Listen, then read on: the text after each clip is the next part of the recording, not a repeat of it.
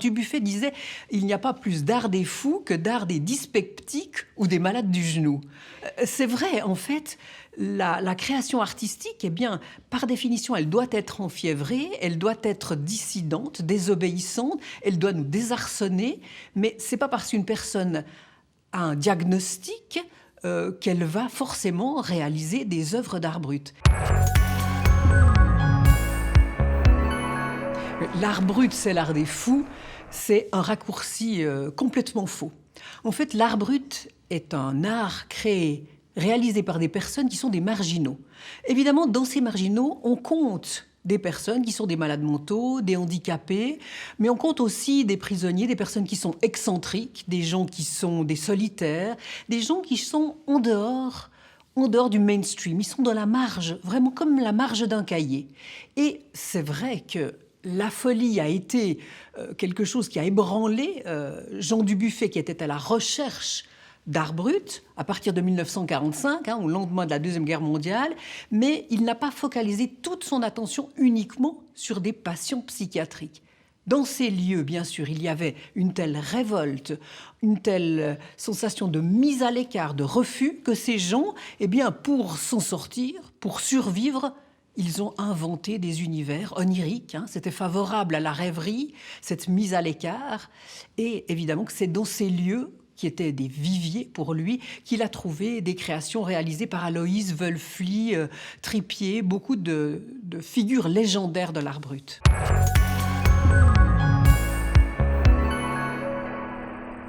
Avant Jean Dubuffet, oui, il y a eu des personnes qui se sont intéressées à la création différente, dissidente, désobéissante, pourrait-on dire, les surréalistes par exemple.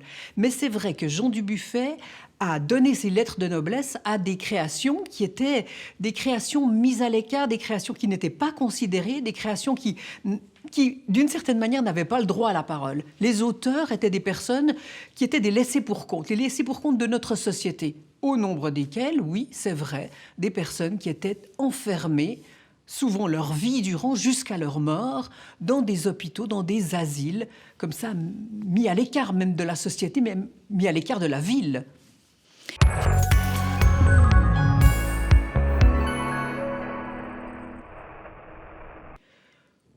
On trouve, oui, des créations réalisées dans des hôpitaux psychiatriques aujourd'hui, mais c'est vraiment extrêmement rare.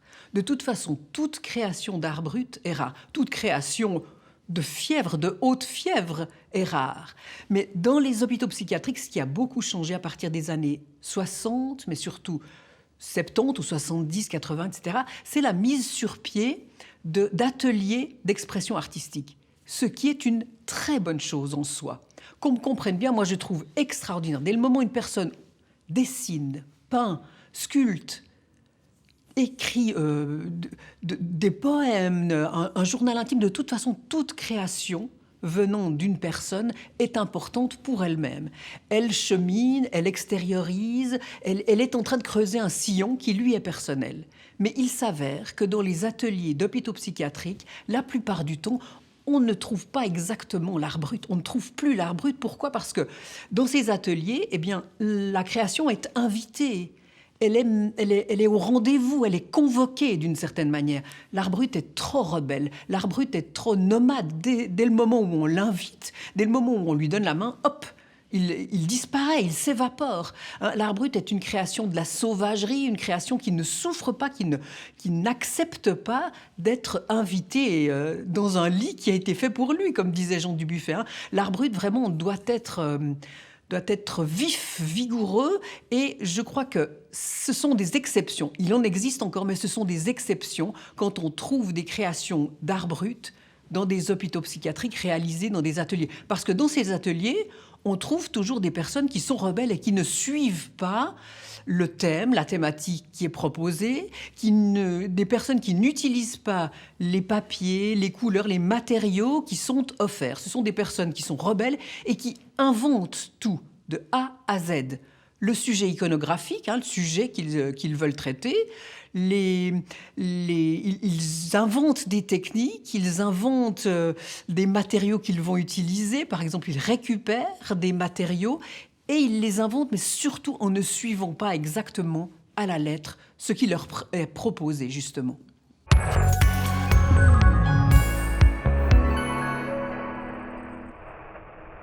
Oui, les médicaments ont changé incontestablement la création artistique dans les milieux psychiatriques. Alors, l'invention, l'arrivée du Largactil dans les années 50, bien sûr, a apaisé des souffrances, a apaisé des angoisses, des fureurs, bien entendu. Et dans ce sens-là, heureusement, des angoisses ont été apaisées, ont été estompées. Mais d'une autre manière, eh bien, la création artistique qui, justement, naissait de ces emportements, de ces élans extrêmement forts, extrêmement sauvages, eh bien, cette création, là aussi, elle s'est estompée. Et c'est sans aucun doute aussi pour cette raison que dans les milieux psychiatriques, eh bien, l'art brut s'est fait la belle.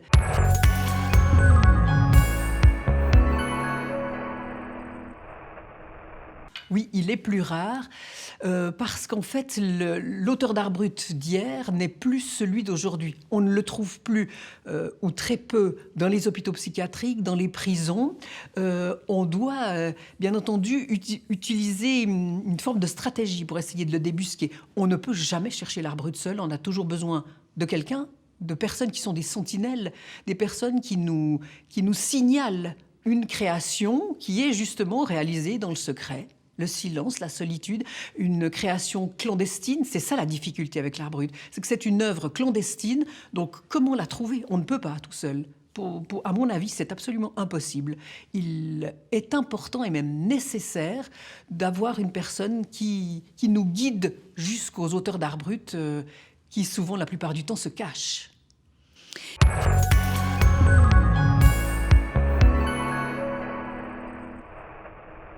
Pour être artiste, il faut de toute façon un enfièvrement extraordinaire. Ça, je crois que c'est évident.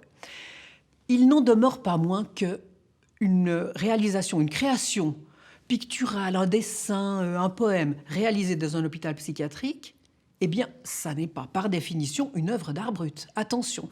Et vraiment, il faut faire très attention à cela. L'art brut est un trésor très rare. Mais vraiment, c'est extrêmement difficile de chercher, de trouver de l'art brut.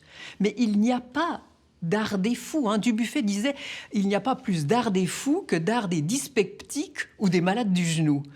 C'est vrai, en fait, la création artistique, eh bien, par définition, elle doit être enfiévrée, elle doit être dissidente, désobéissante, elle doit nous désarçonner, mais c'est pas parce qu'une personne a un diagnostic qu'elle va forcément réaliser des œuvres d'art brut. Et ça n'est pas parce qu'une personne n'est pas considérée comme une malade mentale qu'elle ne va pas créer de l'art brut. Quand on parle d'art brut, on s'en fiche du degré de maladie mentale ou du degré de santé mentale de la personne en question. On regarde l'œuvre, et l'œuvre avant tout, sa marginalité, son pouvoir de fascination et de nous éblouir et de nous faire partir dans un vertige. Je crois que l'œuvre d'art brut, de toute façon, c'est une œuvre vertigineuse qui nous coupe le souffle. C'est un art matinal qui est en lien avec les premières pulsations de la création artistique.